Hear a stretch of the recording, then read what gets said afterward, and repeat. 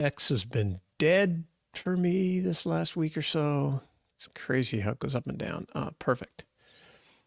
Quote. Then. Hey, everybody. Hey there. Thanks for joining the stream while we get set up. Joe Stream Business Podcast now. And we're going to talk about on this week's shows. Oh, yeah. I should have typed this before we got online so that people weren't watching grass grow. It's okay. Yeah. It's okay. Oh, It gives time for people to get in here, right? It does. Yeah, because you can't start. Man, I listened to this one guy. I listened to Scott Adams. He had 100,000 people on his live stream the other day. Really? It blew my mind. He's got like a million followers, but that's a lot, right? Still, but that's 10%. That's a lot. Yeah. Yeah, right. But he'll spend 5 minutes, 10 minutes. Oh, let's let everybody get in here. He does this simultaneous sip. He did. You'll be happy to know they're just releasing the 2025 Dilbert calendar, which you will be happy. Yeah, interesting. I think it's on his website. If you look it up on X, he talks about it. He showed a picture dropping the box on there, and he's like, "It's back." Amazing. Yeah, we had to go with something else for the whole family this year. It's crazy. Yeah. Ask forgiveness. He's got to stop getting himself canceled. Exactly. He talked about it. He did. Yeah, he did. No, I bet that hurt his finances. I think for a while, but now... Yeah, short term. I think what's happened is he's taken back control of all his publishing rights. Right. I mean, maybe in the long run he'll make... But yeah, it's pretty interesting. Plus, and then what's this one? Fearless or foolish? Okay. All right. Join us. Here we go. Okay, cool. All right, mine is posted. My tweet's posted. I'm going to do the one on Facebook too now. Oh, yeah, that's awesome. Yeah, thank you. Yeah. That is great. We'll kind of let people stroll in here. We got 10 streamers right now. And we got... Let's see. I share this. I found that if I share it to, let's see. On Facebook, it's actually good to tag people. Oh, yeah. Unlike that stupid Twitter. Yeah, I still tagged you in the post. All right. Did you? Okay. Yeah, no, I don't know. Quite frankly, that's one of the big mysteries is I don't really know about if that impacts. And I don't know who the definitive authority is on to tell me. I understand you shouldn't post outside links in the post. That makes sense to me. Kind of makes sense, sure. Kind of right. They don't want you to leave the platform. But at the same time, it's like, well, if I can't mention somebody, but I've had posts that I've mentioned people that have gone, been pretty, all right, pretty good. So that's good. Yeah. There's a new BlackBerry out? No. This phone was released in 2015. One thing I love is community notes on X because it allows people to debunk garbage immediately. Real fast. Yeah. Yeah. And this guy's like, thoughts on the new BlackBerry. And the community note is like, this phone was released in 2015. That's awesome. Nice. I love it. Okay, great. Cool. I'm trying to get, where are we? Where are my posts here? No, it's fine. 6 days ago. Where's this one? Is this posted to LinkedIn? It says it is. Oh, yeah? Interested. I'm just tuning my LinkedIn, not my LinkedIn, us. My X. I see. That is us. Yeah, okay. You see it? Okay, great. Let's see. Not interested. One of the most powerful things on X is the not interested in this post. That's what Dave taught me to fine-tune my my feed. And it's really tough because some of the folks I like to listen to, business stuff and everything else, they've got, it's election season. We've only got, I think, 54 days left or something before the ballots go out or something. And so there's a lot of political talk from people I like for business. And I was like, no, don't do this to me. Don't do it. No, I hate it. Other than LinkedIn, I do not see anything. I would not be aware that there was an election coming up based on my X feed or my Facebook feed. Yeah. It is only made. I like listening to, I think Elon's funny and a lot of his stuff. And I don't get his stuff because so much of it's politics. Yeah. That's it. So now I'm actually going to unfollow him for the next 3-4 months or whatever, because it's too much. And it is funny, but I'll go look at it on my burner account. Right. Because Yeah, exactly. If I look at it on my regular account, I come back in my feed. I'm like, what is all this garbage? So it kind of ruins my my mojo there. So anyhow, thanks for joining us. We're just getting ready to record a couple of episodes of Business Brain. This week, we're going to talk about asking forgiveness instead of permission and being fearless or foolish. And we've got a couple of good intro topics for you, too, that I think you'll like. Dave is twisting the knobs and pushing the buttons. I'm just posting out to various different socials. Man, I watched this great documentary. Have you seen the documentary on Tower Records? No. Is it good? It's really good. You'd like it. It's really good. All right. Yeah, it's killer. What's it called? It's long. It's I don't know. Okay. Tower Records. I think okay. it's on. Where is it on? Just look for Tower Records documentary. You'll find it. Yeah, But it's really, really good, and it shows the impact and all the great things they did, and then how big. It's still open in Japan. They still have Tower Records. Really? They had to sell off that whole section when things were turning bad. And is this a new thing? Because I see a movie from 2015 called All Things Must Pass. The rise and fall of Tower Records. Let's just say it's new to me. Yeah. I had never seen it, and we really enjoyed it. It was like 2 hours long or something like that because we watched it over a couple nights. I recommend it if you. You can even find it. The full thing's on YouTube. Oh, great! Yeah, you don't even have to like. It's great. And the founder's talking the whole time. He's got a glass of bourbon in his hand the whole time talking. It's really good. Yeah. I learned a lot I didn't know about, and it was cool. It was good. That's cool. Yeah, it was very good. All right. All right. Hang on. I'm putting it on my watch list. Yeah, do it. This is not a music show, folks. This is a business and entrepreneur it might show. be. But you never know. Dave is in the music business, so sometimes we get a little overlap. So that is true. Yes. All right. Do you know about this AI called Cursor? Huh. We're going to talk about it. That one's new to me. All right, great. I'm going to play around with it. But all right, let's go. Let's go. Let's make the magic happen, shall we? Let me get to where I think I need to be. This would be 579 for the 4th. Yep. All right, everything lines up. Yeah, 579. Right? Yeah, That's we're good. Yes, you got All it. right, Go. Sweet. Here goes nothing. Business Brain, episode 579 for Wednesday, September 4th, Global Talent Acquisition Day 2024.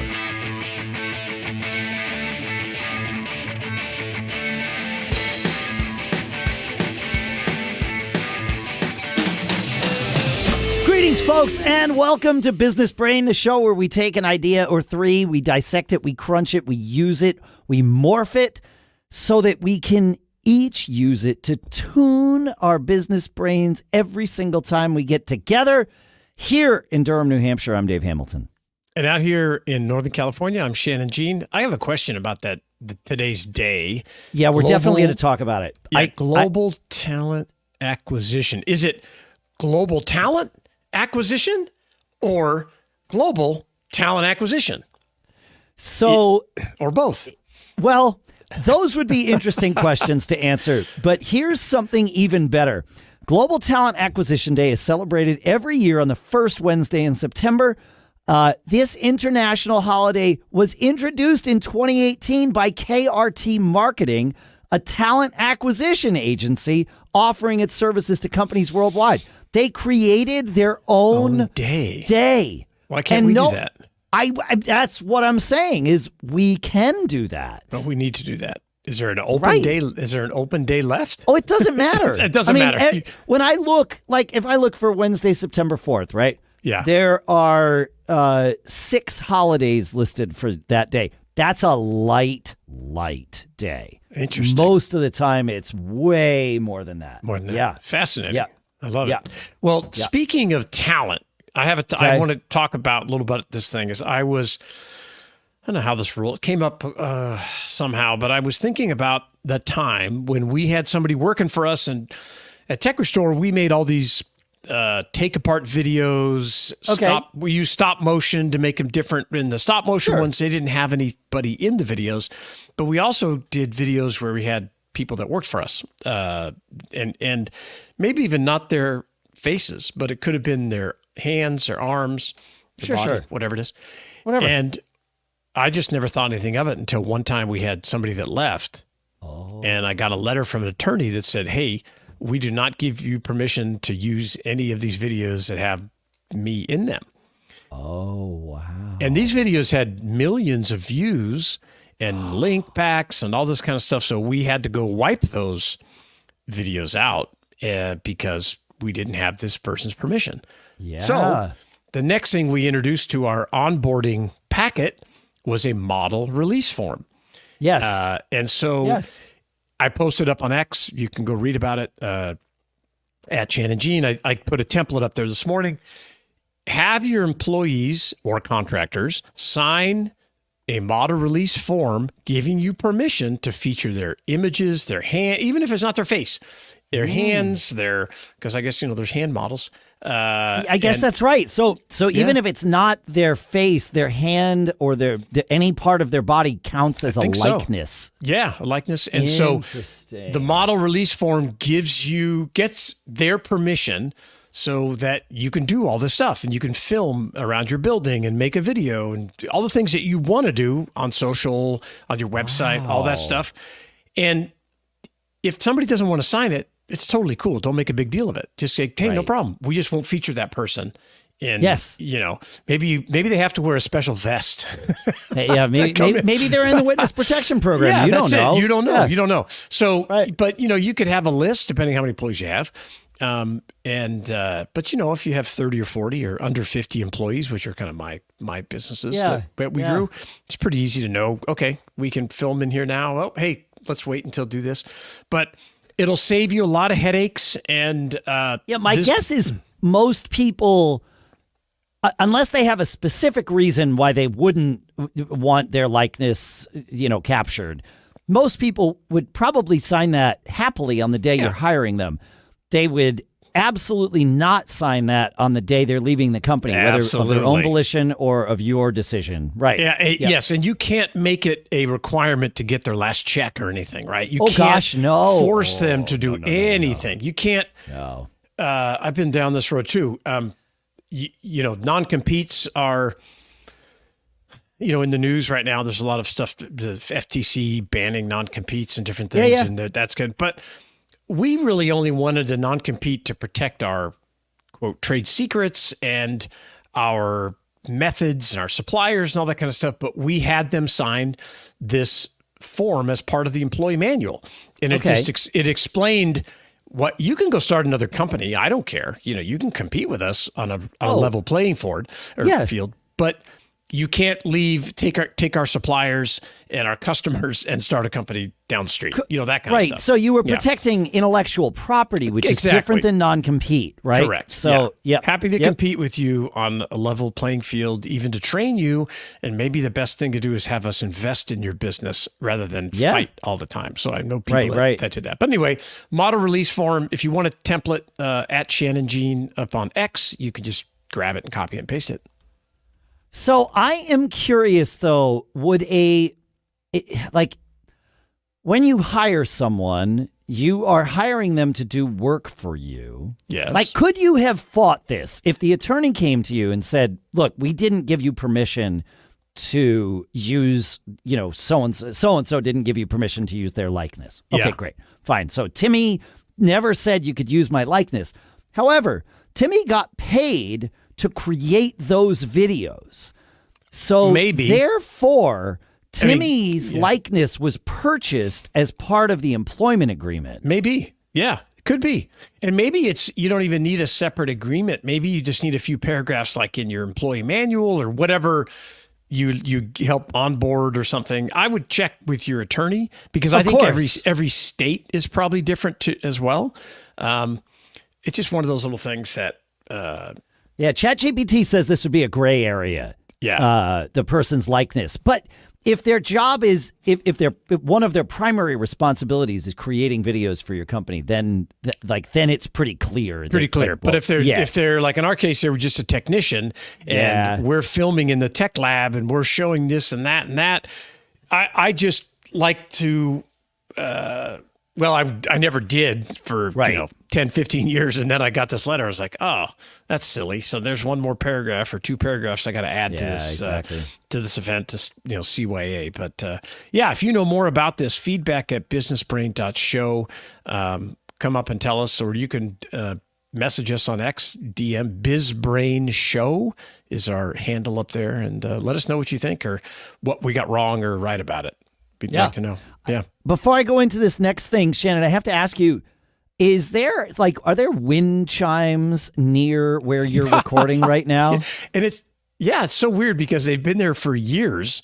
Interesting. And this is the first time I've noticed it. Yeah. Yeah. I don't know if the listeners can hear it, but it's kind of a soothing. It's actually, I'm inside. Obviously, they're outside. And that's interesting. Audio compression makes them slightly... It moves them from being soothing to being slightly distracting, annoying. but it's okay. Yeah, it's fine. Okay, that's funny. See, you never asked if it was okay. If you had these, you just did it, and now you're getting forgiveness. Yeah, that's my whole. I mentioned this topic to you before we started today. I said, hey, we should talk about the power of asking forgiveness, not permission. And your response was, oh, story of my life. and I think that I would say story of my life as well.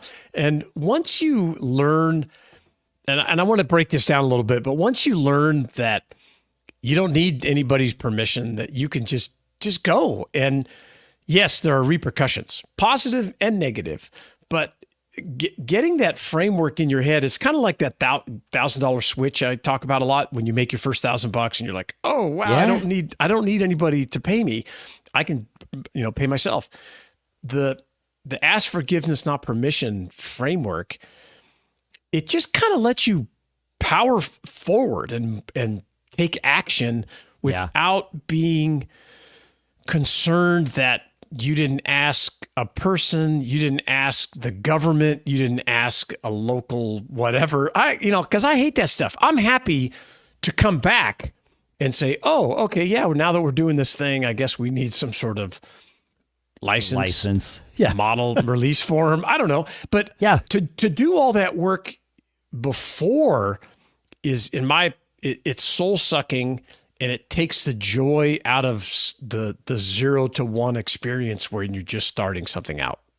I agree with that. It takes the joy out of it. It takes all those things. It also, you will never be able to think of all of the things that you would need to get started. Yeah. And that would be a great way to procrastinate. Paralyze. To paralyze yourself before starting a business. Like, well, we don't even know what licenses we need. So the first thing we need to do is research all our, no. Just start. And then if something's obvious, like if you are having people drive folks for work, like if you're starting a limousine company, sure, you might, then some like the obvious, insurance, a livery license, like those sorts of things, right? You're starting a dumpster company, you probably need a CDL to drive those dumpsters around, like those obvious things, sure. Yes. But otherwise, just go, go. Just go. Figure it out. Yep. And if you're... Figure it out as you go. Figure it out as you go. Yeah. Don't choose to never figure it out, but choose to figure it out as you go. That's right. And I see a lot of, and I talk to these people, some of them I coach, a lot of very smart people, like super bright, way smarter than I am. And I almost think that slows them down a little bit because their analytical functions are very high level. I analyze and everything. I've made it this far. It's great, but I'm always, hey, I can solve most problems with more sales. That's my whole major analysis right there. Most problems. Oh, how do we sell more? Because more cash, that'll solve that problem. But I've seen, this year especially, that really intelligent people tend to drop these, what I would consider barriers in front of them, because obviously it makes sense to have these, all this stuff, these ducks in a row. But if you really analyze it too much, maybe you wouldn't even do it. And so you'll never know unless you try it, right? That's right? Yes. I know I'm preaching to the choir here. No, well, you are, but you're also describing me to almost a T. Now, I don't consider myself hyper intelligent or anything, so I don't know why I suffer from this, but I definitely am I am predisposed to start thinking about the reasons why something's not going to work. And that's pretty common. Yeah, I think it's common. It is definitely part of, and it's helpful to a degree. Yes. To a degree. But like your comment, you've probably said it. I know it doesn't surprise me what you just said, but I don't know that I've ever heard you say it that succinctly before, that I can solve most problems with more sales. And it's like, as you said that, it opened my eyes. I was like, wait a minute. Like that is the right answer. I tend to operate that way because I have to. Yeah. Because I don't want to have a real job, but I don't think I ever would have articulated it like you did. But when you did, it was like, wait, that's the answer when I find myself, spiraling down something where it's like, well, there's a reason I couldn't do it. No, just more sales. Yeah, more just sales. Go get more sales. Yeah, and it's part of it is, you give a kid a hammer and every problem is a nail, right? Well, I'm good at sales. I know how to sell. I know how to buy really good, and I know how to sell so that's where it's like, okay, well, what can I do to solve this problem? I can generate more cash, which maybe could hire more people if you're stressed, or maybe we could get another accountant if we needed to figure this, or maybe we could buy some better software to build better systems, or maybe we need a better building or a bigger building. All that stuff is more sales. Yes. More sales. Maybe we should change the episode or the name of this episode. But more sales. Yeah, I like more sales. More sales. Yeah. So I just think that now I will preface this because, what do they say? With great power comes great responsibility or whatever. They do say that. Yep. Yes. And not that I have great power, but I do have a lot of people listening, following me now. And so I find myself thinking more about, man, I better put a caveat in here. And like now it's really interesting. I've noticed you putting caveats before things that we say on the show more recently. I feel more responsible. I was always the caveat guy. Yeah, I know. Yeah. Now you're there I with feel me. more responsible. So like I post a lot about auctions, and sometimes those posts get like millions of views. Like, you go buy this and all this stuff. So I came up with this. I call it the first law of auctions. I just made it up, and that law is: don't ever buy anything unless you know what you can sell it for. It's very simple. Right there, you should not buy anything unless you've already researched and know that if you buy it for $50, you can sell it for $100, whatever. Yes. But you just gave two counter pieces of advice, right? Because one is just solve the problem with more sales. Story of my life. However, don't buy something unless you know what you can sell it for. So maybe there's some research in there. Yes, there is. There's about. Of course, there's an asterisk. Yeah. Yes, of course. It's like everything. But I have gotten into big trouble and problems by not asking permission as well, right? Where I have had. Same. I've paid fines. I talk about my accountant this way all the time. I said, what happens if we don't file on that in time? Because, you're going to have to pay this fine. I said, well, how much is it? Oh, I don't know. It could be like $700 or $800. I'm like, well, that's not, how much money are we going to make before? Oh, we're going to make like $50,000. Okay, let's pay the fine, or whatever. Pay the fine. I asked that question. Is it a fine? I want to, in case we don't get finished, or how we do it, or what's the worst that could happen.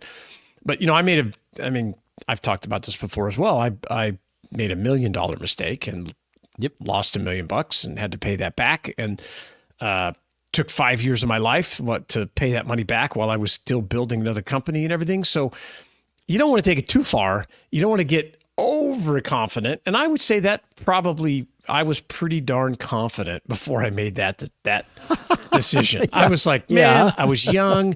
Every business I touched went to gold. I was making, in my... Yeah, you knew how to make money. Yeah, in my opinion, I was making good money. It's really nice. And I remember my attorney telling me one day, hey, I just want to let you know. He said, I don't know a single wealthy person that hasn't either lost it all once or, made some massive mistake. And I was just young enough to be like, well, that's not going to be me. That doesn't need to be me. No, that's just past history. So you want to couch this ask forgiveness, not permission, especially with small issues. And I find that small issues can stack up to really slow you down and slow your business down and slow down the chain of command or your management style. And, let them do stuff and let them make mistakes and in your business, and let people try things. Teach them not to ask permission and just ask for, on little things especially, but you can't burn the building down or whatever. But that's how you create great stuff, and you hang it out there and take the risk and make the leap. And so I've lived this life of asking forgiveness, not permission. Fortunately, I have not had to ask forgiveness that often. So no, but you will have to. Yeah, you will. What I've found is, I stress, and this is, certainly just a me thing. I know I'm not alone, but not everybody is like this. I will stress about the forgiveness part right up until the moment I have asked for it. And then there is huge freedom in that. Yeah. Because once you do, then you just, okay, well, now that's behind us. We're done. And we get to move. We're done. That's it. We're done. Now you're moving forward. Stop thinking about the past. Stop. You don't have to think of it. You've already, it's all done. Yeah. That's right. So, I'd love to hear your examples, whether you agree with us or think it's crazy, or how you've used this technique to, power through things that are trying to slow you down. Feedback@businessbrain.show.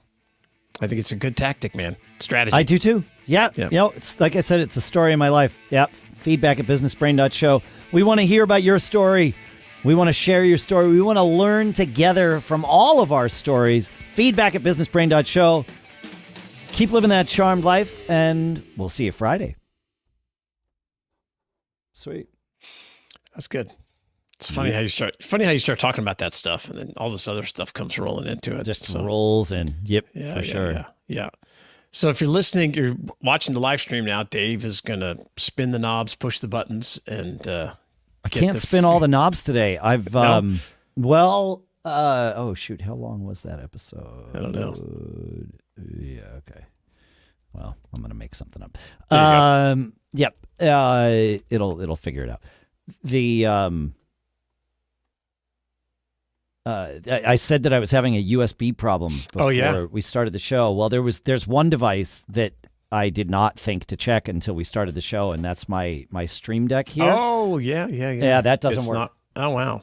No, I even tried unplugging it and replugging it, and it doesn't. So I need to restart the computer, but I'm not doing that now. I'm just going to survive, obviously. Yeah, we'll figure it out. Yeah. So that's cool. That's good. Yeah, so if you're listening, we do 2 episodes. We stream and then split them up. We do release one on Wednesday and then one on Casual Friday. And that's pretty cool. We're getting ready to record episode 580. It's amazing. That is amazing, man. Yeah, and I'm still having a good time. Same. That's good. And I think people are still learning, so that's the best thing. Go. Yeah. Why are you so slow? Not you. I understand. Yeah. I knew you knew. Good. I just figured I'd let people know who are watching. Like, yes. Wow, is he really telling Shannon to hurry it up? Hurry up, Shannon, go. That's okay. That is something I need to put. I have a band rehearsal tonight with a new band I started playing with. Nice. And we just had our I'm putting on stage signals. We just had our first 2 gigs. This band, they really put on, it is a show as much of just a gig. Nice. Yeah, which is great. I that's one of the reasons I joined this band. They also have their own YouTube channel where the band's called Casual Gravity, and they do like a monthly video that they call the Casual Chronicles, which is great. It gives people things to attach to, like, that aren't just the gigs, and people show up at the gigs with like props that are from various episodes. But it's a new band. Things move fast on stage. It's like hard rock, Van Halen, AC/DC, Zeppelin, Skid Row. Our singers obviously got a high range, and it's great. It's great. But we move from song to song really fast, and I don't know all of their starts and ends as well as I will eventually, right? That's just how things go. And at one point, the singer gave me a signal. People aren't only listening, they're watching. So he gave me this signal, right? And to me, that signal means keep going. Oh, yeah, I would agree. I think to him it meant wrap it up and end the song.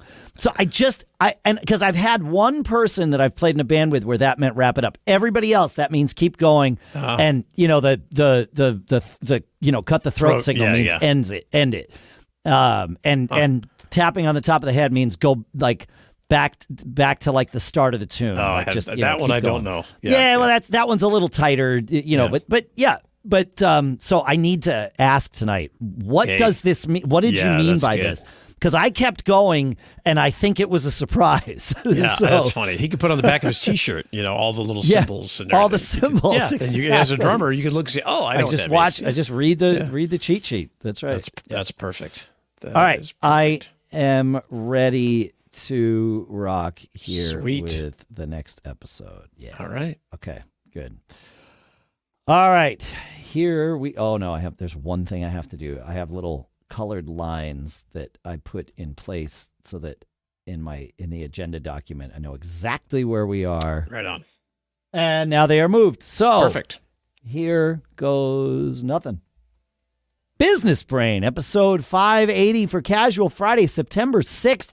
Fight Procrastination Day 2024.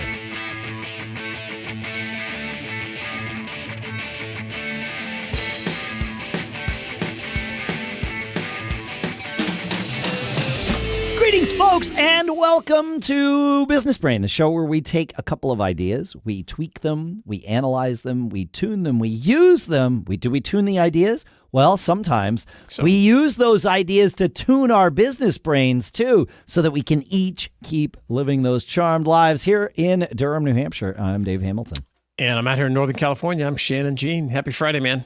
Happy Friday. Happy Fight Procrastination Day. Yeah, that's interesting. We're going to do a show about procrastination because I've read some interesting arguments that lately that it's actually a good thing that forces you to cogitate longer and come up with certain actions. I haven't researched it enough to know whether it's true or not. This year I have been doing a lot of personal research on procrastination. I am a default procrastinator. So am I. Yeah. And I've learned, at least for myself, that the thing that fuels that procrastination is anxiety, not anything else. And it's and stress. If I find that I have too many things to do, I will procrastinate, which seems obvious. I woke up at 4 a.m. Last night thinking, or this morning thinking of, okay, I got to do this. I'm building this website for this person. I got to do these action items for this client. I got to do this or that. And there was just no way I was going back to sleep. It was just, I couldn't do it. And I realized the reason I bring it up is your point about when you have all this stuff stacked up. And, I don't have a great dashboard that I could look at. Like for your life, you mean? Yeah, like in a web browser, that would be like all my projects and timelines. And every time I try to find something like that, it takes so much time to enter the data. Yeah. It's almost not worth doing. Yeah, capturing the data into those things is something I will procrastinate better than any other task. Yeah, I'll start it and go, I'm not going to do that. That's ridiculous.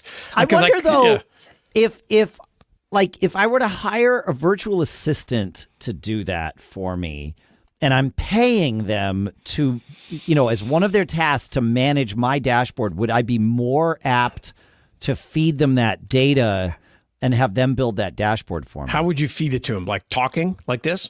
Either talking or just when it comes up, just firing off notes to them and being like, add this to the dashboard, add this, and then maybe we meet for 2 hours a week to organize the dashboard. I don't know. Like that might. I mean, I have a great. I haven't tried it yet. I can't say that would work. Yeah, I have a great assistant that she's my content manager, but eventually I think she will move up and be kind of the chief of staff type person. Staff.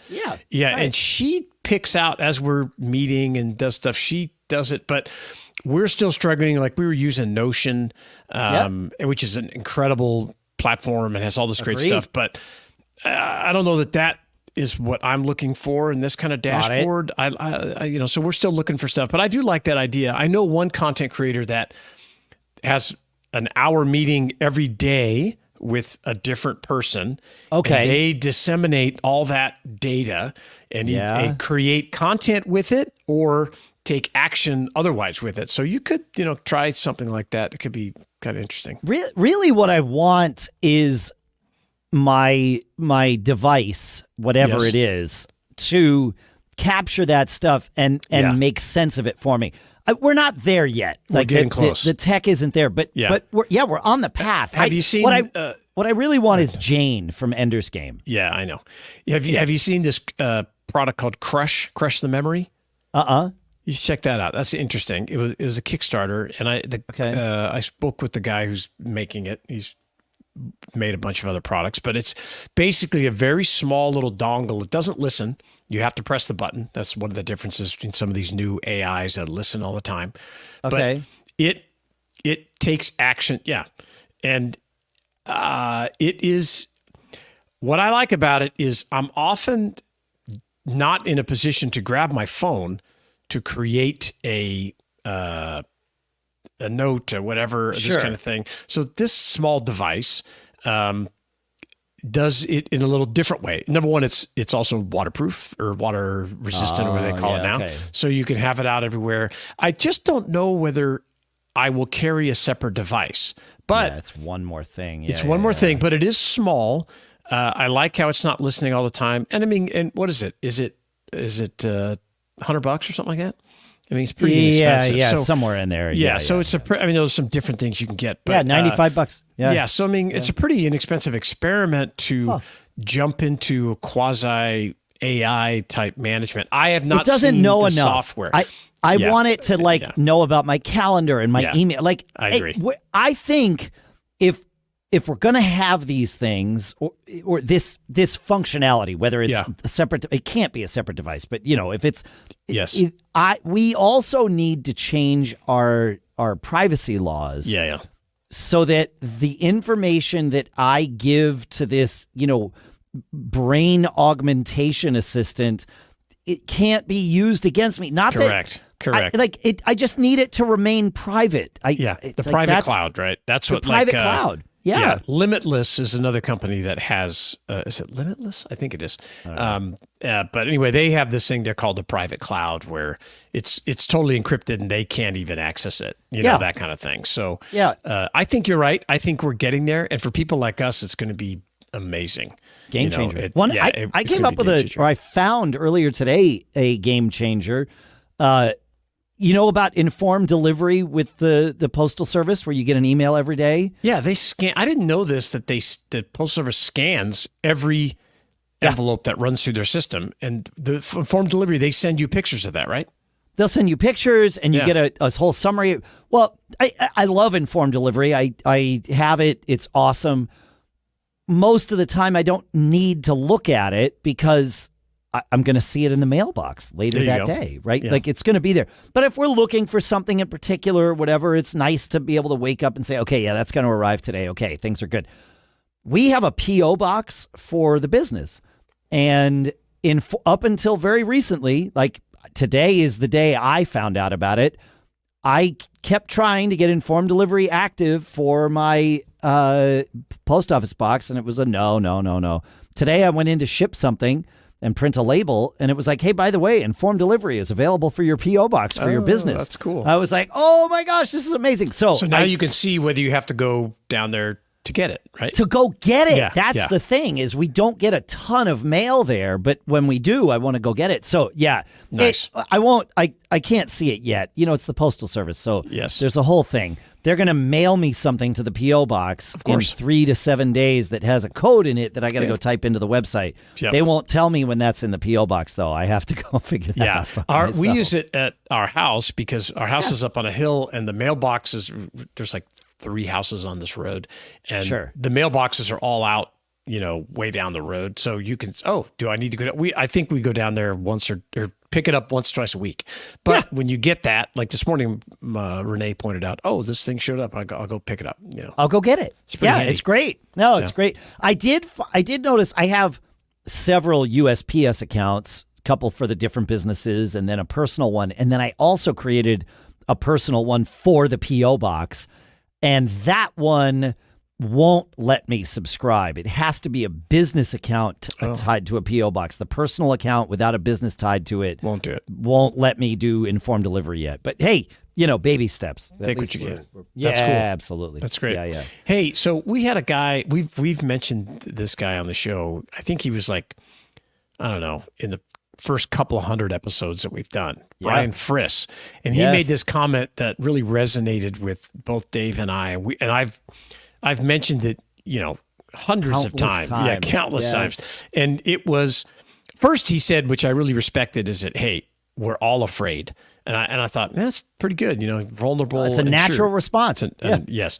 But then he followed up with like, but we have to learn not to make fear-based decisions. And I just remember thinking, man, that's such a powerful piece of advice. If you can stop yourself in the moment and be self-aware. Yes. But you have a different take on it, a little bit, that maybe the counter to that. I heard myself say something this week, and what I said was, I'm concerned about that.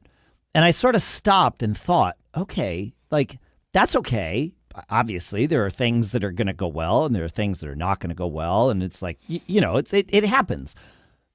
But what I noticed was, as I said, I'm concerned about that, was like, all right, now let's come up with ways to address and avoid the scenario that might come to pass if we were to leave things on autopilot, for example, right? Sure. So that concern was a productive thing.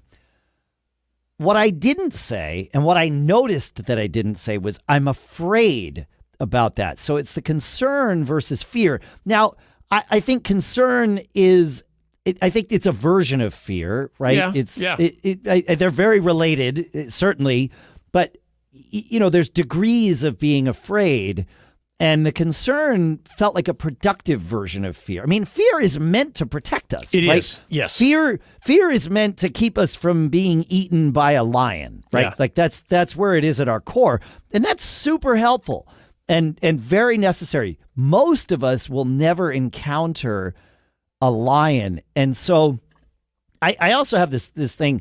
I'm getting there. Yes. I had an issue 5 years ago. It doesn't matter, where I fell and I wound up bruising my diaphragm. Okay. And this was an immense amount of pain. Like I could either talk or sit down or stand up. I couldn't do both, right? I couldn't stand and talk. Right.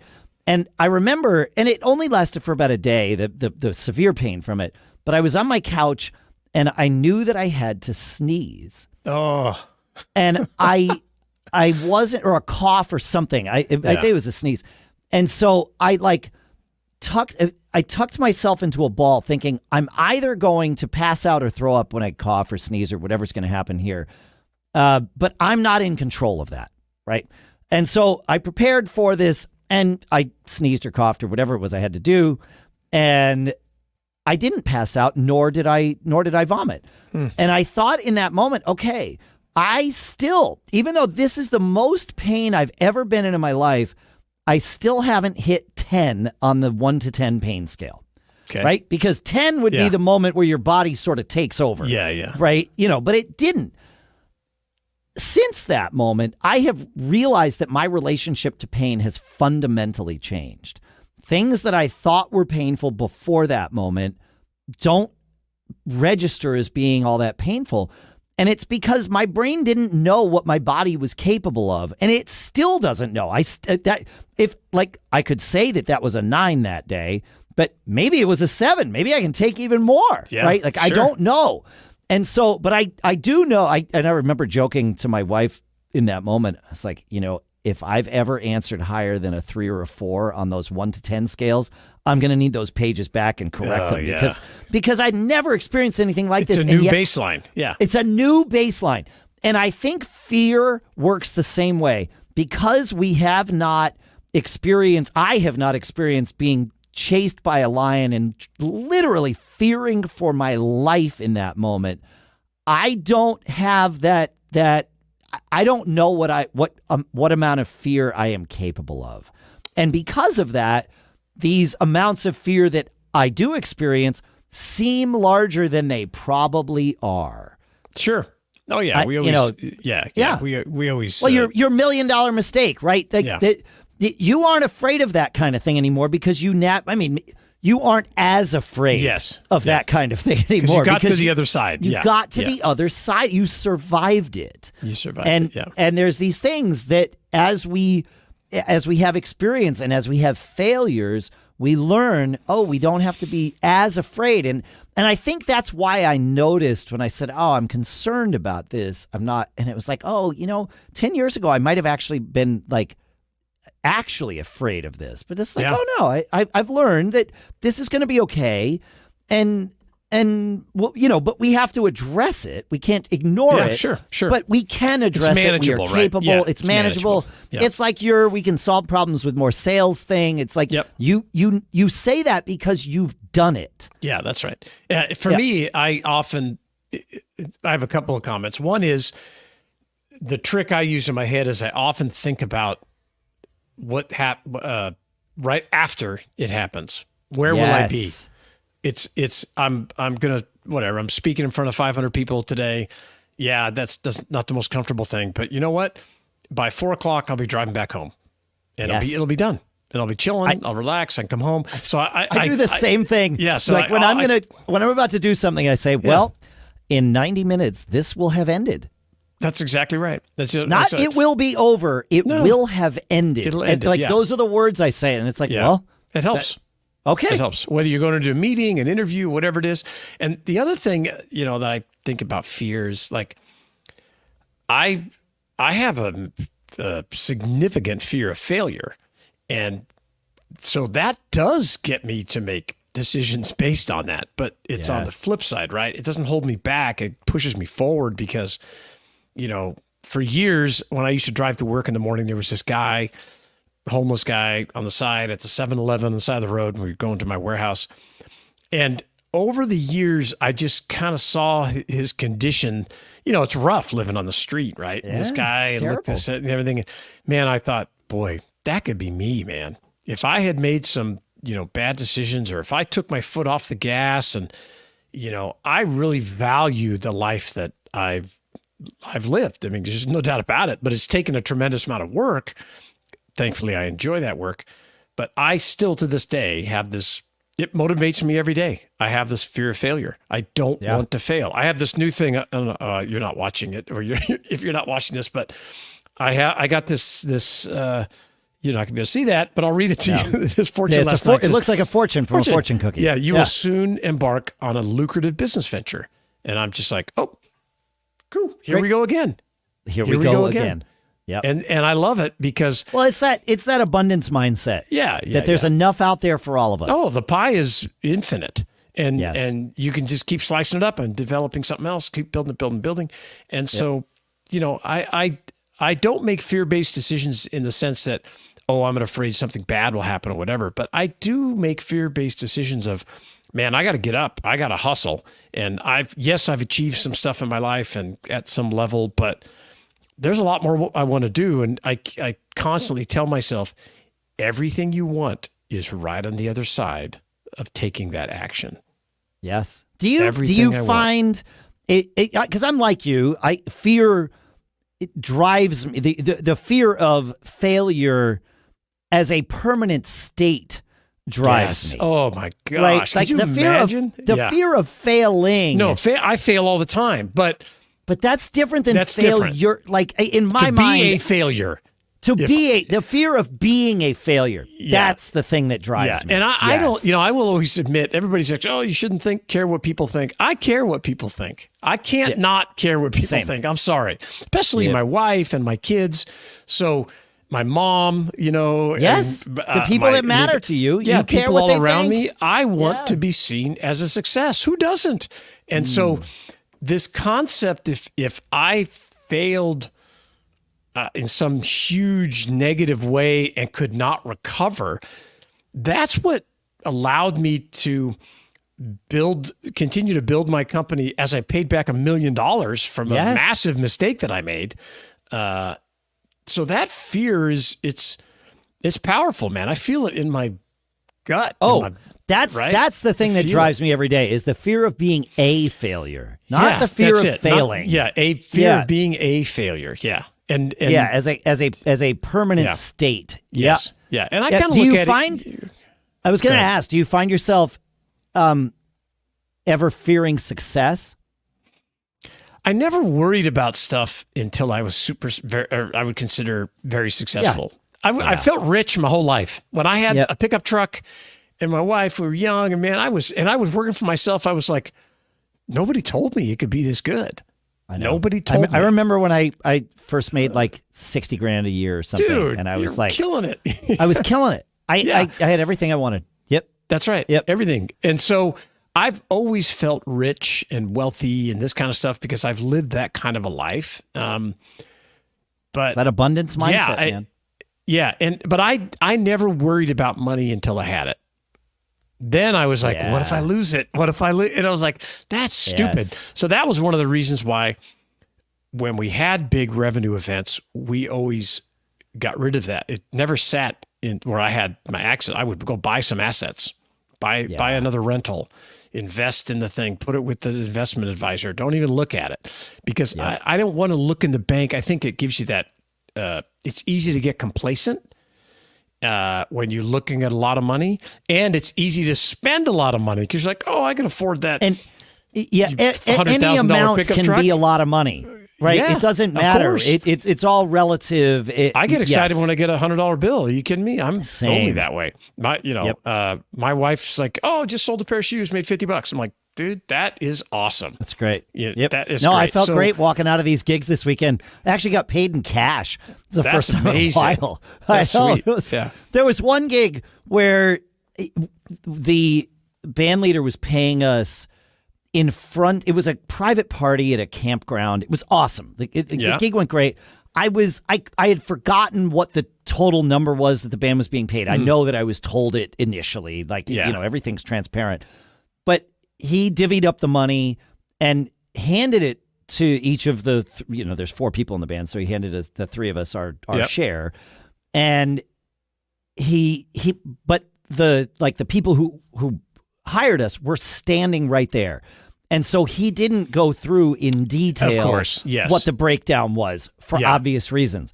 And so he just handed it each to us. He's like, yeah, I divvied it up. He's like, I took rent for the rehearsal space out of it. And he's like, it's all fine. And it's like, okay, great. Yeah, no problem. And I put it in my pocket. And so I was putting it in my pocket. I was like, God, this is only like four bills. Like that seems like I thought. And I saw one of them. I saw it was, a pile of 20s. I'm like, it's only $80. Okay, whatever. Sure.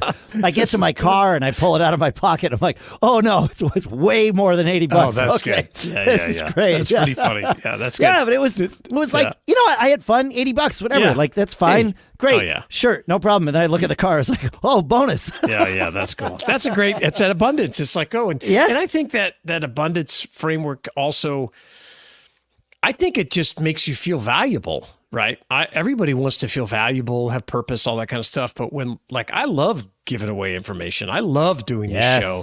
I mean, we have sponsors, from time to time. Usually, we haven't had a few lately, but I know we have some more coming on. The summer's been tight, but Q4 will fill back coming up. around. Yep. But I never wanted to do this to make money. It was like, I just want to come on and talk. And number one, validate, are these things, I mean, we've been doing this for 10 years. So is this stuff real? Is it true? Or what am I missing? That's why we always ask you, the listeners, like, hey. Yeah, what are we missing? Did we get it wrong? Send that feedback at businessbrain.show. Tell us, help us. And I always comment, I learn the most on this show. And a lot of it is thesis and ideas and concepts that I want to flush out. Focus on it. Yeah. We talk about, there's the whole concept of working in your business versus on. Right.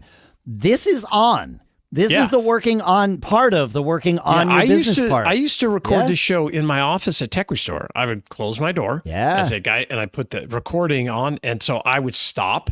And at that time, we were doing hour-long shows, and we would just talk about business for an hour. It really helped me reset and kind of think about all this stuff. So, no, it's cool. It's good. I definitely appreciate it. So, same. I'd love to hear what you folks have to say about this, fear, managing it for good and bad and everything else, feedback@businessbrain.show, or you can come up on X and send us a DM. BizBrainShow is our X handle. Yeah, come find us. Hopefully these chats are as valuable for you as they are for us. And let us know. Feedback@businessbrain.show. Keep living that charmed life. We'll see you next week. And we're out. That was cool. I enjoyed that one. Yeah. Same. That was fun. Yeah, that got a little philosophical. Yeah. That's good. Yeah, I like it. It's good. It's good. Sometimes you have to wax philosophical. You got to wax a little. Every once in a while. Yeah. Awesome. Yeah. All right, so the 140 of you that are watching the stream, at least on X, we don't get to see the numbers on Facebook or LinkedIn. Is that right? It's but, not. It's so weird. Yeah, isn't that crazy? Oh, 141. Maybe if we just sit here and talk longer. It might. Yeah. You never know. You never know. So right on. Well, thank you for watching, and like every podcast app, service, whatever, the first episode will come out tomorrow, and then the one we just recorded, Casual Friday, will be out on Friday. We appreciate your support. Have a good one. Later. Thanks, folks.